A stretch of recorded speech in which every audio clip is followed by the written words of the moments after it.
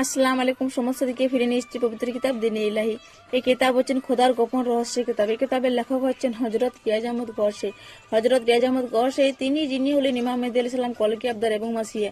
তো কিতাব আমি আগে পড়েছি, তার পরিণতর পড়ছি, আপনারা মনোযোগ দিয়ে শুনুন। বিসমিল্লাহির রহমানির রহিম। কারো মনোযোগ নিবদ্ধ করা ছাড়াই জিকির চালু হয়ে যায় এবং কাউকে এর জন্য মনোযোগ নিবদ্ধ করতে হয়, আর কারো কল্ব ও রুহের জাগৃতির পর সর্বদা নিজে নিজে তা অনুভব করতে পারে। আল্লাহ দোষদের এ ধরনের জিকির দৈনিক ৭২,০০০ বার হয়ে থাকে।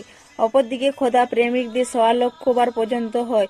যদি অন্য লতিফা সমূহ জিকিরত হয় তাহলে এই জিকির গণনা করা কেরামান কাতেবিনের পক্ষেও সম্ভব নয়। বাকি নুক্তাটা কালকে পড়ে শোনাবো। আপনারা যদি কিতাব দিনের পড়তে চান তাহলে চলে আসুন ইউটিউব আলট্রা টিভি চ্যানেল, পড়ুন এবং পরীক্ষা করে দেখুন। আল্লাহ হাফিজ।